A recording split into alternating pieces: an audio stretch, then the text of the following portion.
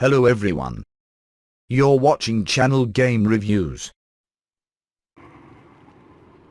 As one of the most adored gaming franchises of all time, there was undoubtedly a lot of pressure that id Software faced in order to make sure that it nailed its reboot of Doom. Indeed, it's quite a legacy to live up to, especially when considering the fact that longtime fans and critics know the 1993 original is a defining moment for the first-person shooter genre. Fortunately, great attention has been placed in bestowing a sense of updated and gruesome familiarity to the newest title, but its delivery does get muddled down with redundancies during play. These pop up almost solely in the campaign mode, which is effectively divided up into combat and exploration sections. The latter aspect of this game is where monotony begins to set in, as players will time and time again be locked into a room after activating an objective with a myriad of demons.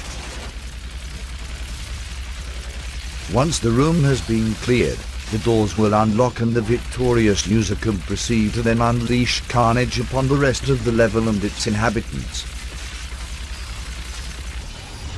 These moments are tolerable because the combat is so satisfying, but it becomes a predictable pattern that Doom never quite sheds at any point during its entire roughly 9-hour story.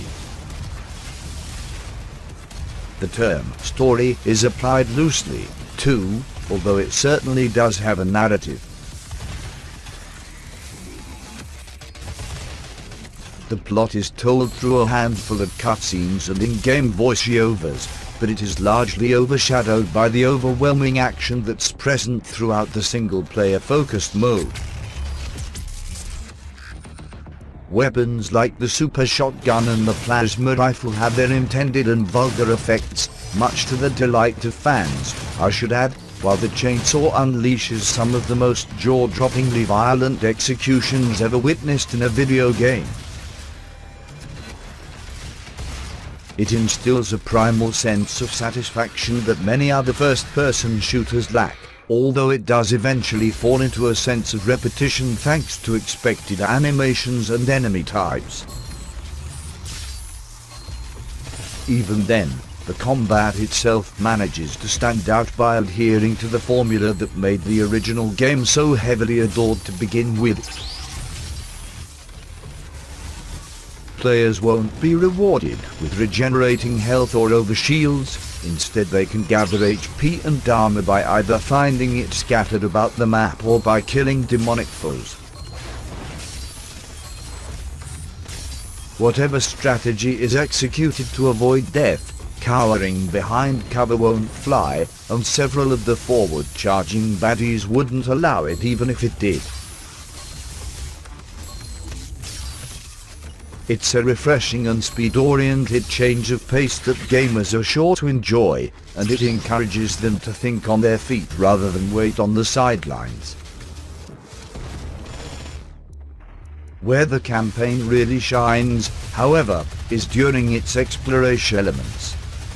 Every facet of the title is teeming with well-hidden secrets and collectibles, and it leaves players with a drive to check out every corner of each area they find themselves in. Even then, it's still hard to find every single reference or collectible within Doom, and this adds a reason to go back to gather everything. Whether locating and completing room challenges, armor upgrades, completing gun-based missions, or finding every single cutesy action figure, there's no shortage of things to do or find after an area has been demonized.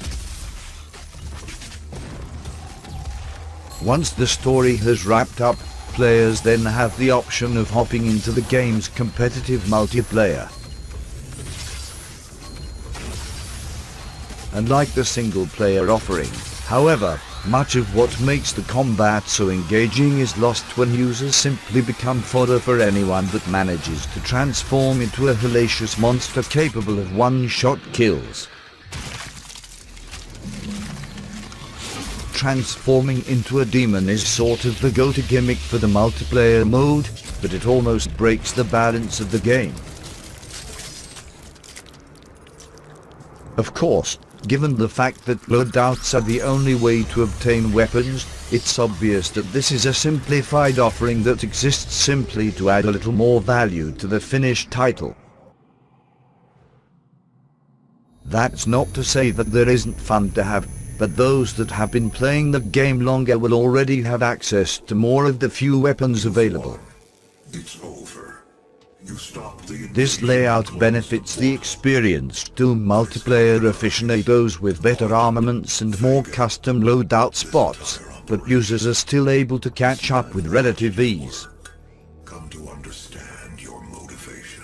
Once they've done so, there are a number of different customization items to earn, and these act as catalysts for completionists to continue playing in a bid to gather every helmet, coat of paint, pose, and weapon pattern, amongst many more. Finally, there's the Snap Map feature, which acts as a level builder for gamers hoping to construct their own maps. This story. I do what I do. This mode sounds great in theory, and it's easy enough to get to work on creating single-player, cooperative, and multiplayer battlegrounds, but the tools available are rather unimaginative. Rooms simply snap together, hence the mode's name, and the end result fails to add character to what could have otherwise been an endearing feature. Those with more creative talent than I are sure to run wild with it, however, but there doesn't appear to be anything particularly outstanding about the interface or this mode at this point in time. There's no question that, despite uncertainty amongst the most die-hard of fans, Doom's reboot has managed to piece together an enjoyable experience.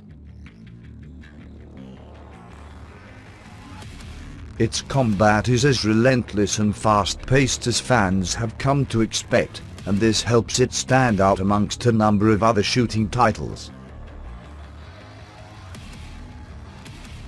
Combat may become a little tedious after long stretches of play, the load times are a little lengthy, multiplayer is a smudge unbalanced, and Snap Map is a so-so addition, but the adrenaline-fueled gameplay and the ample replayability featured within the campaign makes this a standout entry in the FPS genre, let alone a worthwhile resurrection of Doom.